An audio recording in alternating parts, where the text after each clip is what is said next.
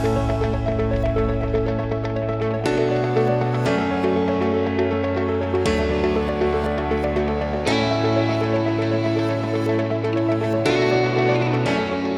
I am Dr. Eli Kolberg from Unlimited Robotics, and in this video I will talk about capacitor part 2. Electrolyte capacitor is a capacitor that has polarity. In general, electrolyte capacitors are used when large amount of capacitance is needed. Next figure presents typical electrolyte capacitor. The minus terminal is the shorter terminal that has a minus sign on the capacitor side. This is how it looks. The internal structure of electrolyte capacitor is presented in next figure. We see the anode sheet, the cathode sheet, and the insulating material. Sometimes the cathode is built from semi-liquid solution like ointment. The insulating material is thin. Special care and consideration must be taken about the capacitor polarity when using electrolyte capacitors in electrical circuit. Electrolyte capacitors can be found among others in power supplies and voltage regulators, since high capacitance is required for these devices.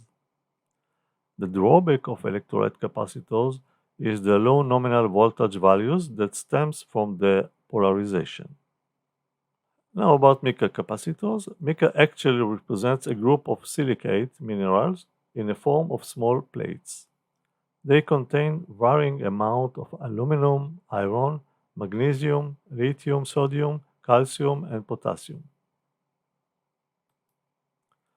The prominent feature of the minerals in this group is the perfect cleavage in the form of plates that it is possible to bend, and they are elastic. Mica is served as an insulator between the two plates of the capacitor. The common Mica capacitors are the silvery Mica capacitors. They are made by a sandwich, so-called, in which Mica sheet is covered by metal in both sides. This structure is covered by epoxy for protection. Mica capacitors are stable, reliable, and relatively small. Thin film capacitors use thin plastic as the insulating material. The preparation of the thin layer is complex. There exist several types of thin layers capacitors that are distinguished by the insulating material that they are made of. Among the various materials are polyester, metallic material, polypropylene, and polystyrene.